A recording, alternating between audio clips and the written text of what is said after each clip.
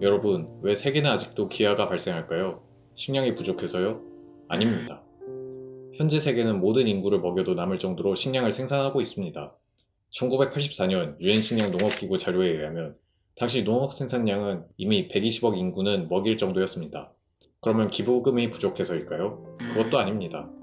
정기 후원 기부도 다양하게 들었고 가끔 천문학적 기부금을 내는 사업가도 많습니다. 예시로 워런 버핏은 2022년까지 약 63조 원을 기부했고 빌 게이츠와 전처 멀린다는 약 47조 원을 기부했습니다. 2022년 일론 머스크는 7조 원가량을 기부했지요. 국내 기부금 총액도 코로나 때 잠시 꺾였지만 계속 증가 중입니다. 그리고 지난 영상 팩트풀니스 소개에 말했듯 세계화 덕분에 가난한 국이라도 다른 국가가 지원하는 형식으로 도와주는 게 가능해져 피해가 줄고 있습니다. 하지만 어째서 세계는 아직도 기아를 완전히 해결하지 못하고 있을까요? 전 세계 모든 인구를 먹여도 남을 정도로 식량이 넘쳐나고 기부금도 충분한데 어째서일까요? 오늘은 기아 원인과 실태를 알려주는 책 왜 세계의 절반은 군주인가에 나오는 내용으로 해당 주제를 이야기하겠습니다. 내용을 들으면 왜 아직도 세계는 기아를 해결하지 못하는지 알게 될 테니 끝까지 시청 부탁드립니다. 책을 읽고 제가 느낀 감정은 다음과 같습니다. 이 책에 나온 내용이 사실이면 어쩌면 인류는 멸망할 때까지 기아를 해결하지 못하지 않을까? 라는 결론입니다. 책에서 소개하는 기아를 해결할 방법은 간단합니다. 빈곤한 사람은 도움을 거부하지 말고 부유한 사람은 손해를 보더라도 가진 걸 나누어 주면 해결됩니다. 네, 진짜입니다. 문제는 이게 말은 쉽지만 모든 사람이 적용해야 하는 구조니 이루어지기 어렵습니다. 지금부터 왜 이루어지기 어려운지 정확히 어떤 문제가 있는지 세세히 설명하겠습니다. 원인은 한 가지가 아니고 여러 가지가 복합적으로 중첩합니다. 이는 크게 세 가지 이유로 나눌 수 있는데 빈민국 사회, 빈민국 환경, 그리고 부유국과 그 안에 있는 기관, 기업 등이 있습니다. 먼저 빈민국 사회입니다. 빈민국에는 어떤 문제점이 있냐면 일단 혼란스러운 국가 내정과 기능을 제대로 유지하지 못하는 사회 구조에 있습니다. 내전이라든지 군벌 갈등, 불안한 사회제도, 정부 부패, 사회 기반 시설로서 기능이 불가한 미정비 시설, 자국민과 해외에 진실을 숨기려 하는 정부, 도움을 거부하는 행위가 대표적입니다. 좀 더 풀어보자면 농사를 짓더라도 좋은 비료, 품종이 우수한 종자, 제초제, 가축, 트랙터 등이 부족하고 국가가 이를 지원할 여력이 없으니 언제나 곡물 수확량은 부족하죠. 이 외에도 자국민을 먹이기 위함이 아닌 수출만 목적으로 해외 잘 팔리는 하나 작물만 편중해 재배하는 단일 경작도 원인입니다. 단일 경작하면 식량을 향한 외국 의존도가 높아져 자급자족이 힘듭니다. 해당 문제는 모두 정부만 기능을 잘하면 해결이 가능합니다. 하지만 기아국은 결국 정보를 자처하는 왕권, 군벌만 불을 독점합니다. 원조를 보냈더니 빼돌리고 그걸 은폐하는 경우가 많아 막상 배부른 자에게 원조가 가는 불상사가 발생합니다. 아무리 많은 원조를 해도 빼돌리는데 왜 원조를 하느냐? 기관도 알고 있습니다. 그럼에도 보내는 건 100명분 중 단 한 명분이라도 전달해 그 한 명을 구하기 위해서입니다. 물론 턱없이 부족합니다. 자기들은 잘 먹고 잘 사니 사회 기반 시설이나 제도 등을 고칠 의지나 노력, 능력은 없습니다. 그들이 가진 능력은 자국민을 상대로 응징하는 힘뿐입니다. 심지어 도와주러 온 사람을 공격하기도 합니다. 대표적인 사건이 희망회복작전 실패입니다. 해당 사건은 1992년 12월 7일 부시가 소말리아에 평화유지군 보내고 구호 기금을 주고 여러 서방 국가가 지원했으나 공격받아 미군 수십 명, 이탈리아 등 서방 국가 군인이 살해당해 철수한 사건입니다.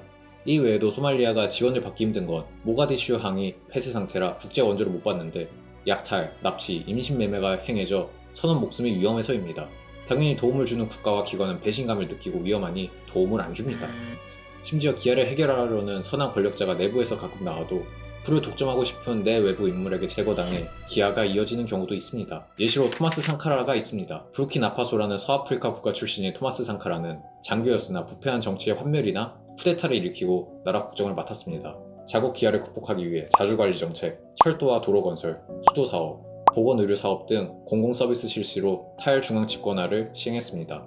인도세도 폐지해 자국민 부담을 줄였고 개간 가능한 토지를 국유화해 각 가정 수요에 따라 재분배하며 농민이 농사에 전념하게 도왔습니다. 부르키나파소는 4년 만에 식량을 자급자족하는 게 가능해졌고 여러 사업에 투자하며 국가 지출과 부불평등도 줄였습니다. 하지만 이를 못마땅하게 여긴 이웃국가 부패한 권력자들 사주로 참모였던 콩파울에 의해 살해당했습니다. 그가 죽고 부르키나파소는 다시 부패가 시작돼 추락했습니다. 기아란 정부 자체가 노력을 해도 방해받거나 노력을 안 하는 것도 이유입니다. 은폐도 목적이니 타국 기지국을 일부러 자국에 못 세우게 하는 경우도 있죠. 타국은 도와주려면 해당 국가 최신 정보가 필요한데 이를 얻기 힘든 게 외부인을 위협해 기지국 위치가 멀어 즉각적으로 정보를 얻기 힘들어서입니다. 굶주린 자를 돕는 건 단순히 음식만 주면 해결되지 않습니다. 영양불량이 심각해 신진대사, 소화기관 약화로 의료진 처방으로 3-4주간 차츰 회복시켜야 하는데 먹을 것만 주면 오히려 위험합니다. 그만큼 인력, 의료자원이 필요하고 전문 지식, 현지 상황 정보가 필요한데 이를 얻기 힘드니 고루 제공하기 힘듭니다. 이런 국가는 대부분 단기간이 아닌 장기간 걸친 기아로 나라 지배 사회 구조가 원인이 돼 서서히 결핍으로 죽어가는 구조적 기아를 띄웁니다. 구조적 기아는 타국이 도와줘도 그걸 고치고 해결하기 어렵습니다. 타국이 무력으로 이를 고치려 하면 나라 주권 침해를 하고 힘으로 평화를 사려 한다고 떠들기 때문이죠. 결국 타국은 원조만 해주고 자국이 스스로 이겨내길 바라야 하는데 해결을 기대하긴 힘듭니다. 원조를 빈곤으로 해결하더라도 영양소를 골고루 먹지 못하고 다수 국민이 먹고 살며 나라를 발전시킬 직업과 교육 등 제도가 없다면 실업난과 계층 구조는 바뀌지 않습니다. 나라는 성장하지 못해 도움을 받아야만 굶지 않는 국가가 되니 상황이 개선은 되더라도 해결은 힘듭니다. 두 번째 원인은 국가 환경에 있습니다. 첫 번째 원인은 인위적인 거니 사람이 지혜로 고치는 게 가능합니다. 하지만 환경은 고치기 힘듭니다. 기후와 지리적 요인 때문에 그 국가가 자급자족 가능할 정도로 식량을 생산하기 힘들고 무역이나 원조를 해도 그걸 전달하기 힘든 위치에 있는 경우도 있습니다. 사막화가 심한 아프리카 대륙 내륙 국가가 예시입니다. 차도나 전기, 수도관 등이 잘 깔리는 것도 기대하기 힘들죠. 이런 경우 즉각 도와주고 싶어도 시간이 오래 걸립니다. 특히 열대기후는 농업에 불리하고 질병에 취약하니 성장이 힘듭니다.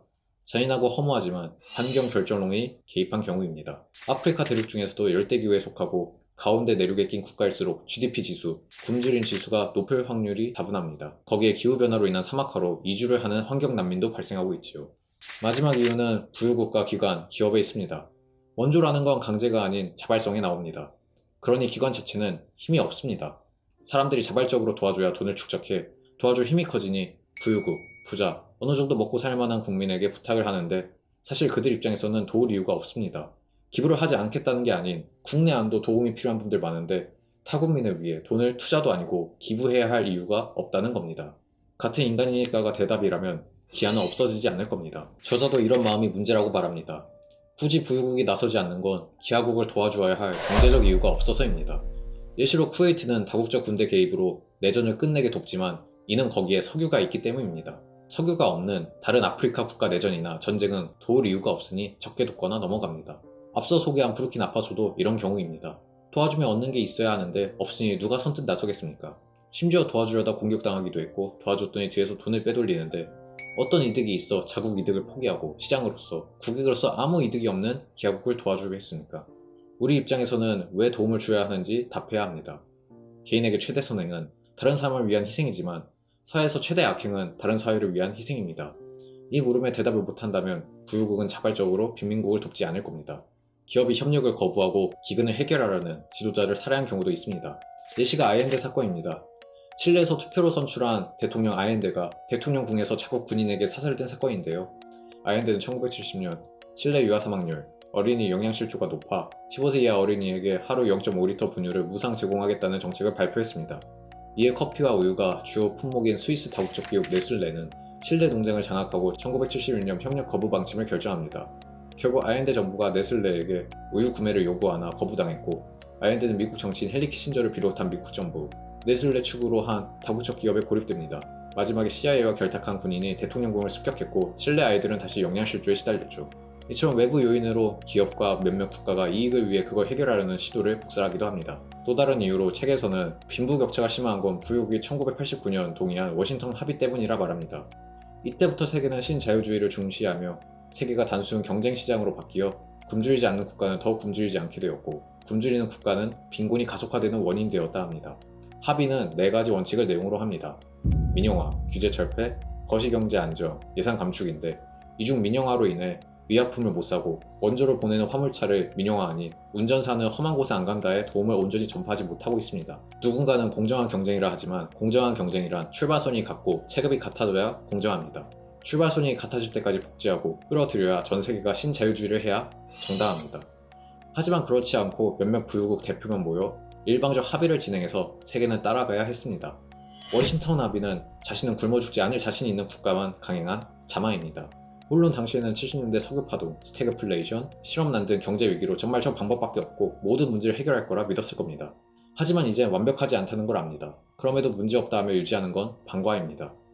또한 적의 격차를 가속시켰다는 사실 역시 배제하지 못합니다. 오늘 이렇게 해서 기아가 존재하는 이유를 빈민국 사회, 빈민국 환경, 그리고 부유국가 그 안에 있는 기관, 기업으로 크게 세 가지로 나누어 알아봤습니다. 왜 기아가 발생하는지 원인을 파악하는 데 도움이 되셨기를 바랍니다. 다음 영상에서는 이어서 어떻게 하면 기아를 끝낼 수 있는지, 어떤 식으로 후원 방식이 바뀌어야 하는지 제 생각과 제안을 말하는 시간을 가져보겠습니다. 원래 한 영상으로 만들려 했는데 분량이 길어져 원인과 제안으로 나누어 만들기로 했습니다. 그럼 오늘도 유익했길 바라고 다음 시간에도 좋은 영상으로 찾아올 테니 기다려주시고 또 만나길 기대하겠습니다. 지금까지 책 읽는 백수였습니다. 감사합니다.